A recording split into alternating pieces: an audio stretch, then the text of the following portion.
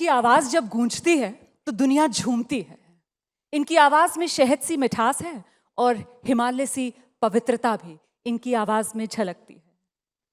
5 national awards, दर्जनों film fair awards, अनगिनत chartbuster गाने, ये पहचान इस शख्सियत की सबको समेटे हुए। और इसीलिए ये सिर्फ एक नाम श्रेया घोषाल नहीं है। श्रेया घोषाल वो एक इमोशन है जो हम सब के दिलों में कहीं ना कहीं बसता है। तो भारतीय संगीत की इस सबसे सुरीली पहचान श्रेया घोषाल का एक बार फिर से जोरदार तालियों के साथ स्वागत कीजिए। मैंने सोचा था कि जर्नी कहां से शुरू हुई वहां से मैं शुरू करूंगी, लेकिन इस माहौल को देखकर आजकल, क्योंकि आप बहुत सारे लाइव कॉन्सर्ट्स कर रही हैं, आपका अनस्टॉपेबल टूर है और हार्ट्स वाला ऑल हार्ट्स टूर है, उसके बारे में हम बात करेंगे आगे। तो उसमें तो सीधे ऑडियंस के साथ एक कनेक्ट बनाना पड़ता होगा। तो अब ये एबीपी नेटवर्क का आइडियाज ऑफ इंडिया का मंच है, ये आपका मंच है और ये आपकी ऑडियंस है, कैसे कनेक्ट बनाएंगी? पहले तो सबको नमस्कार और बहुत खुशी हो रही है आज इतने नॉलेजेबल लोग हैं from different walks of life और इतनी इंटेलेक्चुअल बातें हो रही हैं और मुझे मज़ा आ रहा है। मैं भी सुन रही थी। So thank you so much for having me here firstly. और हम यहाँ पर आइडियाज़ ऑफ इंडिया के को सेलिब्रेट कर रहे हैं। The theme is that and new India is beautiful, it's growing rapidly and so much happening. Yeah I am doing concerts, yes, उसमें भी कितना कुछ हो रहा है। तो अगर आप म्यूज़िकल कनेक्शन की बात करेंगे तो मुझे गाना कौन सा गाऊं समझ नहीं आ रहा है, बट मैं ये कर सकती हूँ। कर हर मैदान फतेह, कर हर मैदान फतेह, कर हर मैदान फतेह रे बंदिया, हर मैदान फतेह। मुझे लगता है हम मैदान फतेह करने आए हैं, अब न्यू इंडिया है। बहुत शानदार, बिल्कुल माहौल और मिजाज के मुताबिक आपने यहाँ पर जो नोट है वो सेट कर दिया है। तो वो 16 साल की उम्र थी और मतलब 16 साल की उम्र में आप सोचिए बच्चे जो हैं वो 10th कर रहे होते हैं और क्या करना है उनको, इसको लेकर मम्मी पापा के साथ डिस्कशन चल रहा होता है। लेकिन यहाँ ये 16 साल की बच्ची आती है और देवदास जैसी भव्य फिल्म, संजय लीला भंसाली जैसे परफेक्शनिस्ट, और उनके लिए गा देती हैं बैरी पिया, उफ, या इश्क, क्या कहूँ। हाँ, इश्क तो उसमें एक शब्द था और उसको काफ़ी प्यार मिला उस एक्सप्रेशन को। जी, आपने बहुत ऐसी बात कही कि 16 साल की उम्र में मुझे तो कुछ आइडिया नहीं थी। ऑनेस्टली मुझे भी कुछ आइडिया नहीं था मैं क्या कर रही हूँ, बट होता गया क्योंकि मैं एक मंजिल की ओर चल पड़ी थी और ये जर्नी काफ़ी पहले से शुरू हुई। छोटी, हाँ, राजस्थान से आई हुई लड़की है और बिल्कुल ही unaware of the world, big world, but बहुत म्यूज़िक से जुड़ी हुई थी बचपन से ही। बहुत मेरा सौभाग्य ये भी रहा कि घर में ऐसा माहौल था। मेरे पापा है तो न्यूक्लियर इंजीनियर है, न्यूक्लियर पावर कॉरपोरेशन से जुड़े हुए इंजीनियर माइंड है, एकेडमिक फैमिली है। कोई भी हमारे घर में इस प्रोफेशन में आज तक आया नहीं। माँ मेरी बहुत सुंदर गाती थी, उन्होंने मुझे म्यूज़िक सिखाया और गाती गई। कहाँ से कहाँ कुछ अपॉर्चुनिटीज़ आई, वहाँ से वहाँ लोगों ने मुझे देखा, सराहा, हमने मेहनत की। फिर मुंबई आए, फिर सारेगामा जब वो शो किया मैंने, उसके बाद देवदास हुआ, फिर बैरी पिया हुआ। बैरी पिया में, उस देवदास में मेरे 5 गाने थे और Bairi Piya got the most love, all the awards and national awards etcetera. And वहाँ से there was no looking back, absolutely, and it was a wonderful time. वो याद आता है जब उसकी रिकॉर्डिंग थी, किस तरीके का, मतलब रीटेक्स थे, टोका टाकी थी या नहीं? श्रेया घोषाल गई, 1 टेक खट से गाना गाया और लो तालियां। ऐसे था, ऐसा ही कुछ। हाँ। बट मैं उस कॉन्फिडेंस से ही नहीं गई थी। मैं तो बहुत दुबली पतली सी एक लड़की थी जो मतलब बिल्कुल ही नाइव।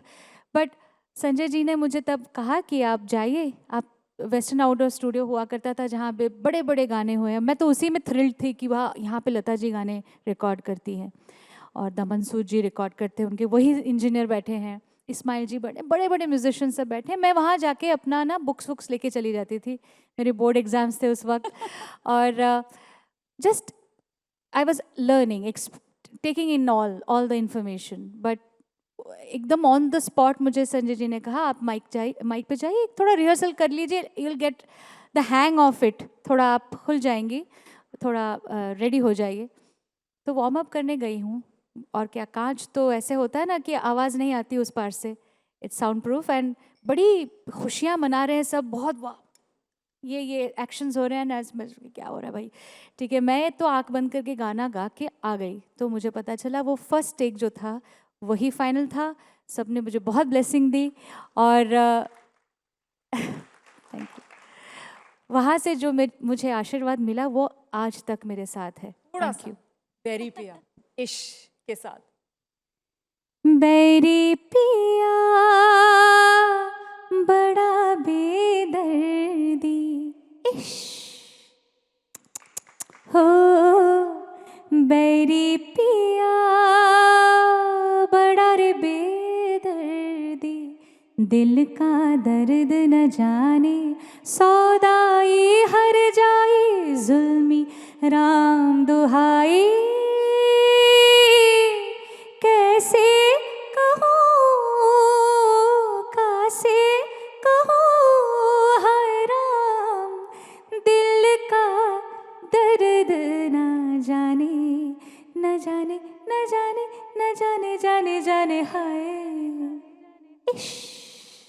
बहुत खूबसूरत, बहुत खूबसूरत। उस ये गाना और फिर 16 साल की उम्र में वो नेशनल अवार्ड मिल जाना, मतलब म्यूजिक इंडस्ट्री के अंदर सफर आसान हो गया, या श्रेया वहां से फिर नई किस्म की स्ट्रगल्स थी जो शुरू हुई इतना सक्सेस मिलने के बाद करियर में इतनी इनिशियली? क्या कभी श्रेया घोषाल को रिजेक्शंस भी झेलनी पड़ी?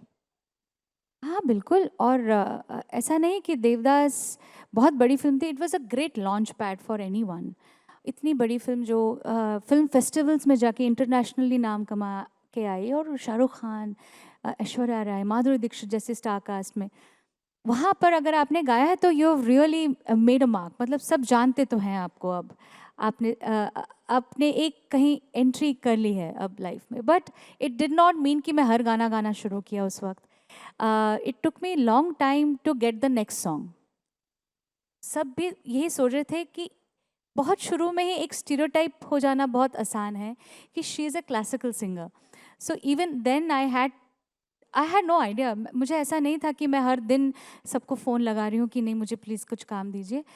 I waited for the right opportunities, जब जिसने मुझे काबिल समझा, और मुझे ऐसा लगता है कि every piece of work deserves the right cast, so for that like the voice, तो वो सही वक्त पे ना हो तो उसमें मैजिक नहीं होता है, या सही कास्टिंग, या you know combination of minds, creative minds have to come together.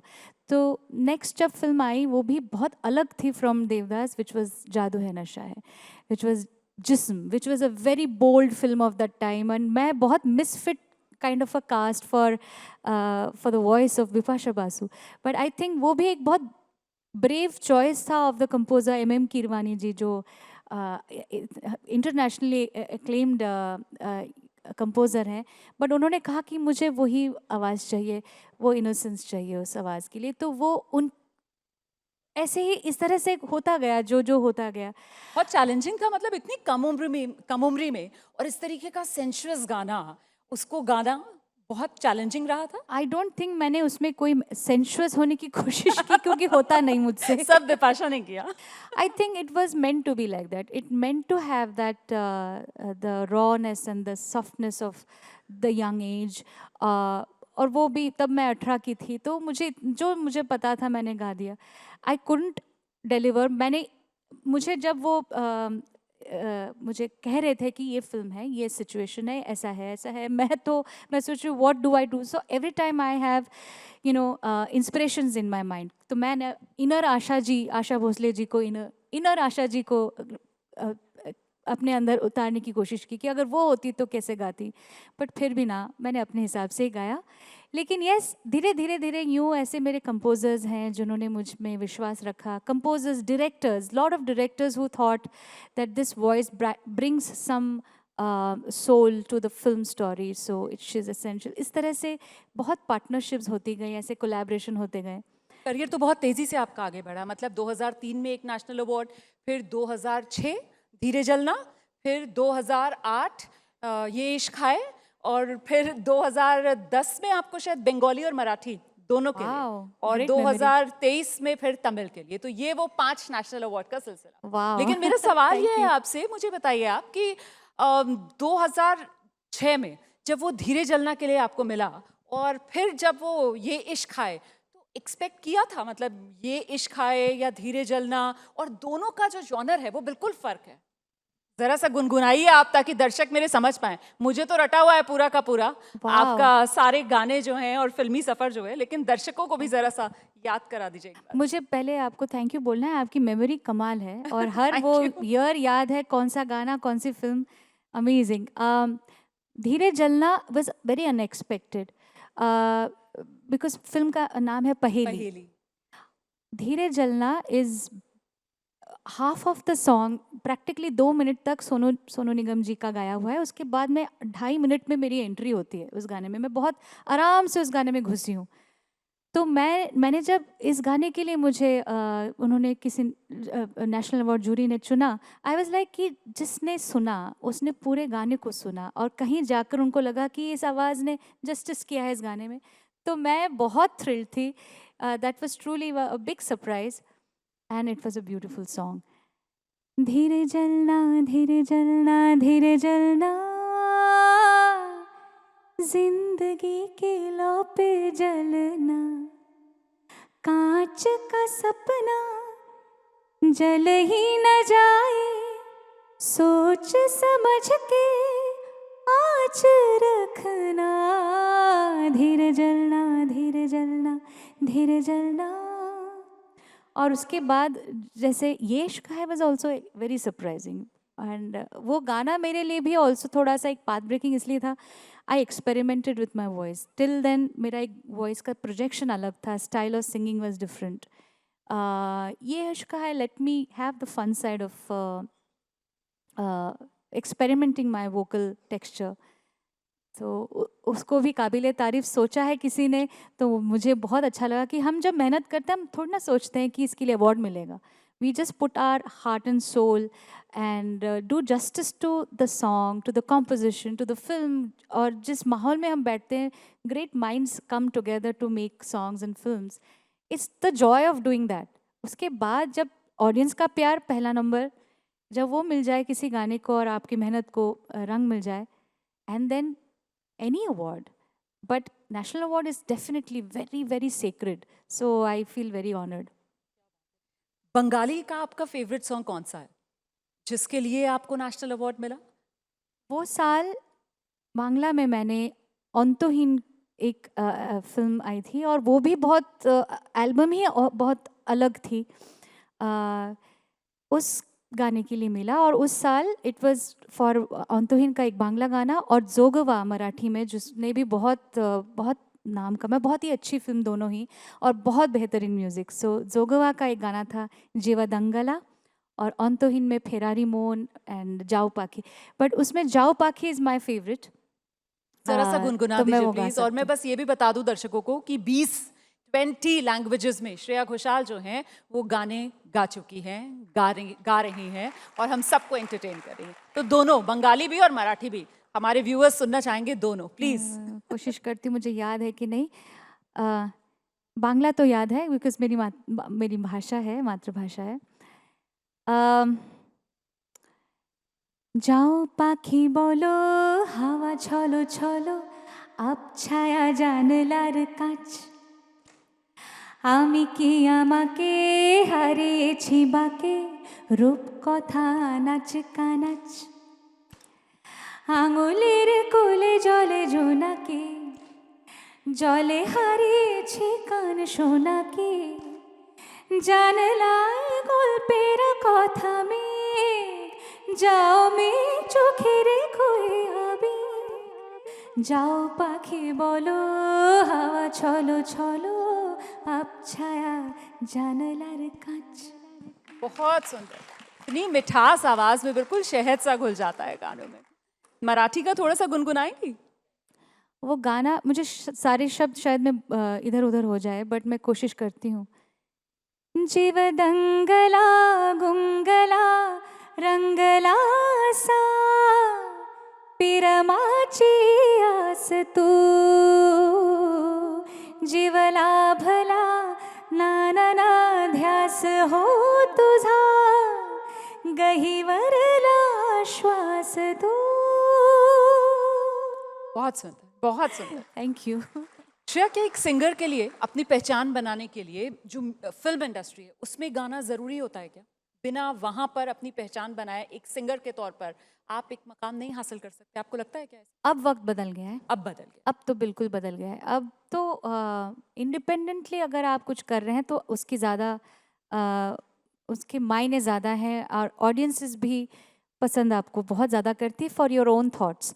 So I feel the times have absolutely changed and it is rapidly changing. And right now अगर आप चार्ट्स पे गाने देखें तो the ratio of film songs versus the independent songs, independent ज़्यादा गाने हैं. Top 10 में आपको इंडिपेंडेंटली रिलीज्ड गाने ज़्यादा दिखेंगे, 1, 2 या 3 फिल्म से रिलेटेड गाने दिखेंगे. So that much of a power shift has happened. So it's a wonderful time to be a musician. हम जब आए थे तब फिल्म वॉज एवरीथिंग. फिल्म में गाना ही सपना होता था, आज भी शायद है, लेकिन जनरेशन जी जो बोलते हैं, जेन जी जिसको बोलते हैं हम, बहुत इंडिपेंडेंट माइंडेड और वोकल जनरेशन है. they like to put in their thoughts and put out their own thoughts and they don't like to be told what is right and what is wrong. तो मुझे लगता है इस ज़माने के जो आर्टिस्ट हैं वो अपनी कहानी बोल रहे हैं, अपना गाना लिख रहे हैं, अपने गाने बना रहे हैं, गा रहे हैं. और मैंने ऐसे बहुत कोलैबोरेशंस किए हैं. मुझे बहुत अच्छा लगता है ऐसे ओपन माइंडेड लोगों के साथ. धड़कने आपका वो एक इंडिपेंडेंट वाला जो धड़कने आज़ाद है, जब इंडिपेंडेंट म्यूजिक का दौर शुरू नहीं होता तब गाया था मैंने. और अभी लेटेस्ट कोई जिस पर आप काम कर रही हैं?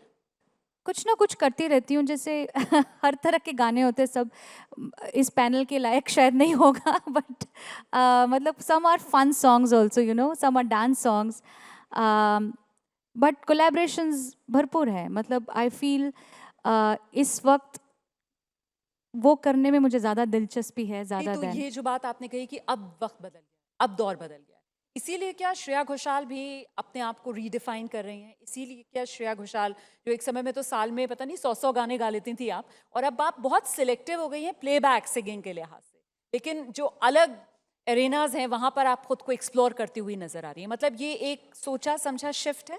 It is all coming together. क्योंकि कुछ चीज़ें हैं जो आप इतने सालों से, अगर आप 2002 से मेरी फिल्में रिलीज़ हो रही हैं. सो मेरा अब 24-25 years almost doing film music. But मैं उसके भी 5-6 साल पहले से एल्बम्स के काम कर रही थी. So I been doing the same thing for a very long time. तो एक खुद भी एक लगता है कि नहीं, मुझे कुछ अलग करना है. दूसरा ये हो गया है कि मेरी एक पर्सनल ग्रोथ भी है, जो अब तो मेरा एक रोल भी चेंज हुआ है ना. I am a mother. So I have a 4-year-old son. तो I have to find a beautiful balance in work and life, जहाँ पे मुझे जो कर रही हूँ उसमें मुझे 100% खुशी ना मिले तो मैं ना करूँ. ऐसा क्लैरिटी ऑफ माइंड आ गई है.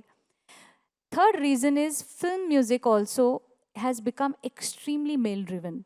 मुझे ऐसा लगता है कि फीमेल सब्सटैंशियल फिल्म में सब्सटैंशियल फीमेल पर्सपेक्टिव के गाने ही कम हैं. तो उस तरह के गाने जो आपको कुछ एक्साइटमेंट दें, या it gives you of sense of कि यार ये गाना गा के मज़ा आया, या आज स्टूडियो में मैंने 3-4 घंटे जो बिताए हैं, मुझे ऐसा लगा मैंने कुछ चैलेंज एक्सेप्ट करके निकली हूँ, कुछ ऐसा गाया जिसमें आज जाके घर पे मम्मी को बताऊँगी, मम्मी पता है मैंने ऐसा गाया. अब वो खबर देने में खुशी तो मिलनी चाहिए कि माँ आज मैंने ऐसा कुछ गाया. So I think these are couple of factors which has led me to become choosy, have a filter in good songs, and that shift towards independent music. And whenever good film songs come जो मुझे excite करें तो मैं करती हूँ. आप challenging की बात कर रही थी. आपके गाए हुए कुछ ऐसे गाने हैं जो बहुत क्लासिकल बेस्ड हैं, और उसमें जो हरकतें या वो जो मुर्कियाँ जिसको कहते हैं वो कुछ इस तरीके की होती हैं कि हा, मतलब वाकई में मज़ा आ जाता है सुन के. जैसे मोहे रंग दो लाल, उसकी वो जो मुर्कियाँ या हरकतें हैं, ये गाने की अपनी डिमांड होती है या एज एन आर्टिस्ट आप खुद भी इम्प्रोवाइज कर जाती हैं कई बार गाते हुए? ऑफ कोर्स इसमें इनपुट्स तो होती है आर्टिस्ट की, क्योंकि एक एक कॉम्पोजिशन बन के आती है जिसमें भी होती हैं कुछ नुआंस्ड चीज़ें होती है, कभी कभी होती है कभी नहीं भी होती है। आपको अपना कलर नहीं, and the composer and the creators want you to add those things, तब जाके ब्यूटिफिकेशन होती है। और कुछ जगह वो खाली छोड़ देते हैं आर्टिस्ट के लिए कि I have left it for you to think what you can do. Explore it creatively हाँ। On your own. But Mohe Rang दो लाल एक बहुत ट्रेडिशनल स्टाइल का गाना है जिसमें एक्सपेक्टेड है कि उसमें एक अदा है, क्योंकि वो कथक के मूव्स उसमें जो दीपिका के कर रही हैं, बट इसमें जो एंड का पार्ट है वो बिरजू महाराज जी ने एक डिज़ाइन किया हुआ है। जैसे मोहे रंग दो लाल, राग बेस्ड है ना, मोहे मोहे रंग दो लाल, नंद के लाल लाल, छेड़ो नहीं बस रंग दो लाल, मोहे रंग दो लाल। तो इसमें हरकतें तो हैं बट एक्सप्रेशन भी है। So these kind of things only very few songs allow you to do it, but जब होता है तो बड़े मजे करते हैं हम लोग। और इसी से मिलता जुलता कह सकते हैं क्या, आमी जे तुम्हार? आमी जाए तो तुम्हारा तो भूत का गाना है। हाँ, तो वो उसमें इतना क्लासिकल वाला और उसमें भूत वाला जो आपने ट्विस्ट दिया आई है, हैव एन PhD ऑन भूत्स। हाँ जी। तो जरा सा वो बताइए उसमें आपने कैसे किया खेला गाने में? हमें नहीं पता था हमारी भूत विद्या बालन होंगी उस वक्त, और मौज खूबसूरत सी भूत। इतनी खूबसूरत, और क्या एक्ट किया है। सो कुछ चीज़ें जब बन जाती है ना, देन यू सी कि भाई ये तो मैजिक हो गया, and you don't realise that when you were creating that. और जब हुआ एक एक अनअबैंडन सिंगिंग है इसमें, वो क्यों हुआ मैंने सोच के किया था, अब इतने साल हो गए कि मुझे पता नहीं, बट वो मैच बहुत कर गया क्योंकि she has lost a mind in that. उस वक्त उसके बाल ऐसे हैं और काजल बिखरा हुआ है, शी सो जब मेरे ढोल ना सुन, मेरे प्यार की धुन, मेरे ढोल ना सुन, मेरे चाहते तो फिजा में बहेंगी, जिंदा रहेंगी होके फना। तरररदुम तरररदुम तरररदुम तरररदुम, ताना देरे देरे ना, आमी जे तुम्हार। एक अलग ही तड़प सी निकल कर हाँ, आती है इस इसमें जो गाने में। तड़प है हाँ। वो हमने सोच के नहीं किया था, वो हो गया था उस दिन। और जब वो देखा कि cinematically it made lot of sense, कि भाई मुझे लगा कि मैंने बहुत रॉ गाया है इसको, तो मुझे थोड़ा सा लगता था कि शायद मुझे एक चांस और मिल जाएगा तो गा दूंगी। फिर मेरे ढोलना के इतने वर्जन्स हो चुके हैं आज कि मैंने वो अपने सच में सपने पूरे किए, हज़ारों मतलब इतने वर्जन्स खुद गाए हैं, but still I feel the first one has the best magic. वो तो वाकई में गजब, वो जो तड़प निकल कर आती है। या वो और कोई happened। कोई मीठा सा वर्जन इसी का जो आपने बाद में गाया हो? नहीं, एक जो अभी फिर कार्तिक आर्यन वाली जो भूल भुलैया हाँ। 3 थी, उसमें एक एडिशनल लाइन भी ना सुन, वाह, तो क्या ये है। बात है, क्या बात है, बहुत खूब, ये भी बहुत खूबसूरत है। बहुत ही खूबसूरत वाकई में। अच्छा, मुझे ये बताइए कि जो सफ़र आपने अभी तक अपना तय किया है, इसमें अगर मैं कहूँ कि कोई एक मंत्र जो श्रेया घोषाल का रहा, जिंदगी का कोई फलसफा जो श्रेया घोषाल ने अपने गांठ बांधना कहते हैं ना, वो गांठ बांधा और बस उसी पर चली, कुछ ऐसा रहा? जीरो कॉम्प्रोमाइज, एक ही चीज़ है, जीरो कॉम्प्रोमाइज ऑन द और वो भी क्वालिटी ऑफ वर्क। इस इंडस्ट्री में जिसके लिए कहा जाता है कि यहाँ इतना फेवरेटिज्म है, इतने कैंप्स हैं, इतनी पॉलिटिक्स है, ये सब भी वो कहा जाता है म्यूजिक। है होता। अब बहुत ज़माना चेंज हो गया है। जब हम आए थे it was at the cusp of change. बहुत नए कलाकार उस वक्त आए, नए कंपोजर्स, सिंगर्स।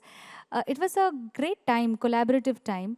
अच्छा, देखिए मेरे हिसाब से ना और कुछ काम नहीं करता है। आप अगर अच्छा गाते हैं, आप दिल से गाते हैं, आपके गाने में कुछ ख़ास बात है, तो आपको शायद गाने कम भी मिले, बट जितने गाने आप गाएंगे वो टाइमलेस होंगे और आपको लोग पसंद करेंगे और लोग आपको खींच के लेके आएंगे। अगर आप चाहे रिटायरमेंट भी प्लान कर दें तो भी आपको खींच के लेके आएंगे, if you know what I mean. I mean to say that people are gods. Audience audience god है, दे डिसाइड फॉर यू। जब अगर आपने एक अपनी जगह बनाई है विथ सिंसियरिटी, वो दिखती है। अगर कोई उसमें छल कपट करके आपने कुछ किया है जुगाड़ लगा के, वो भी दिखता है और वो लॉन्ग टर्म नहीं है। So I feel you need to be very honest with your work and whichever profession, whether it's music or any other profession, you got to be 100% committed to what you do and be in love with it. अगर आपको उसमें खुशी नहीं मिल रही है तो it will not reflect in your output also. तो मेरा तो यही मंत्र है, नो कॉम्प्रोमाइज, गिव योर 100%. बहुत ही बढ़िया मंत्र है, बिल्कुल सीधा सपाट मंत्र है, बिना किसी लाग लपेट के। अच्छा लता जी, आप उन्हें अपनी प्रेरणा मानती हैं। आप, जाहिर सी बात है कोई कंपैरिजन हो ही नहीं सकता है, लेकिन फिर भी कहीं ना कहीं आपकी आवाज़ में एक उनकी झलक या एक अक्स कह लीजिए, वो बहुत से लोगों को दिखाई सुनाई पड़ता है।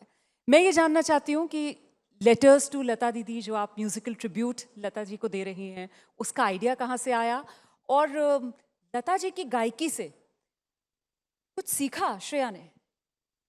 लता जी की गायकी से ही सीखा है। हाँ। मेरे लिए तो पहला जो स्वर है मेरी माँ की आवाज़ है, उसके बाद लता जी की आवाज़ है। तो मैं उनको वो दर्जा देती हूँ कि she is the soul of my thinking, my musical thinking. She is the sensibility which I have very subconsciously adapted in my way of understanding music. और मुझे लगता है लता दीदी जो है, उन्होंने इतने दशक काम किए हैं, और अब कितने भी बार आप कह लो कि नहीं नहीं अब अलग जनरेशन है, मुझे भी कभी कभी बोलते हैं कि आप लता जी की सही वो हैं, क्या बोलते हैं, जो the next, the one to take forward the legacy, but I can not take that खिताब एवर, बिकॉज जो काम वो कर चुकी हैं, आप जितने बार उनके गाने चलाते हो, आपकी आंखें खुली की ऐसी बड़ी सी बड़ी रह जाती है, एंड यू आर एन ऑ। How did she deliver this songs with such ease when there were no re recordings, no retakes, single take. उस जमाने की बात अलग थी। रफ़ी साहब, लता जी, किशोर दा, इन्होंने काम इस तरह का किया है कि उसके पता नहीं क्या था उस ज़माने में, चाहे जो लेखक हों या कंपोजर्स हों, अलग दुनिया के लोग थे। हमारा टाइम अलग हो गया। लेकिन having said that, she is the soul of my my musical mind. तो ये जो ट्रिब्यूट कॉन्सर्ट है, वो एक दिल से श्रद्धांजलि है to the guru that she has been to me, and also not just as a guru, musical guru. मुझे ऐसा लगता है she is a very powerful figure of our times. Women's day के अवसर पे ये कॉन्सर्ट हो रहा है, 7 मार्च को, 8 को विमेंस डे है। तो मुझे लगता है अगर हमें किसी औरत को सेलिब्रेट करना चाहिए, भारतीय नारी जो 1940 से अपने लिए एक अपनी जगह खुद के बल पे बनाई है। She commanded room full of men where she decided. उनका गाना इतना सुप्रीम था कि लोगों ने उनको वो इज्जत दी और उन्होंने वो कमाई है। When singers were not credited, उनका नाम नहीं आता था। आएगा आने वाला महल का जो गाना, पहला उनका पॉपुलर गाना, उस वक्त उनका नाम रेडियो पे आता नहीं था। तब एक्ट्रेस का नाम छपता था एलपी के ऊपर। ऐसी आवाज़ का जादू कि लोगों ने पूछा ये कौन गाती हैं, कौन गा रही हैं। तो उस वजह से उनका नाम, out of force, the radio channel started giving credit to Lata Mangeshkar, and all the singers followed by that. So she has been a path-breaking woman in many ways. So I think this is a tribute to her. This concert, Letters to Lata Di, ये एक tribute concert है to the woman I love, to the singer that she is, and her countless songs that have given us so many crucial memories and being part of our fabric of our Indian country and our बिल्कुल। musical fabric. Yeah. देखिए आपकी सुरीली आवाज़ में मैं ऐसे खो गई कि बातें करते करते कब टाइम अप हो गया मुझे पता ही नहीं चला। पार्ट 2 लेकिन करेंगे, चलते जैसे चलते धुरंधर हो रही है ना। सबसे मुश्किल सवाल मैं आपसे पूछने वाली हूँ, और उसी के साथ हम इस सेशन को एंड करेंगे। लता जी का आपका ऑल टाइम फेवरेट सॉन्ग जो इस मंच से आप लता जी को डेडिकेट? मेरे ना एज ऑफ नाउ इस सेट लिस्ट में 52 सॉन्ग्स हैं, तो मैं बहुत मुश्किल में पड़ी हूँ कि मैं कितने गाने मैं सारे गाऊंगी। तो I leave it to the audience कि आपको क्या सुनना है। कोई बताना चाहेगा लता जी का कोई गीत जो आप सुनना चाहते हैं? आई नो एक गाना सबकी ज़बान पे होता है, तो आप बोल दीजिए। आप इसे आएगा तो बेटर होगा। आए हाय हाय, रहे ना रहे हम महका करेंगे,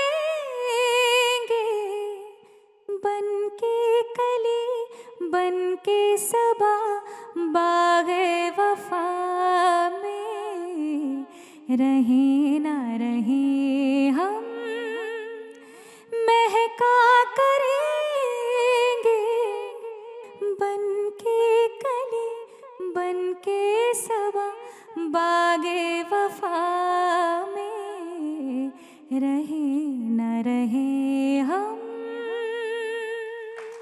ये सुरीली आवाज जिसे जितना आप सुनते जाएं उतना ही और सुनने का मन करता है, लेकिन वक्त बस इतने की ही इजाजत देता है। बहुत शुक्रिया श्रेया घोषाल एबीपी नेटवर्क के इस मंच पर आने के लिए। Thank you so much. Thank you.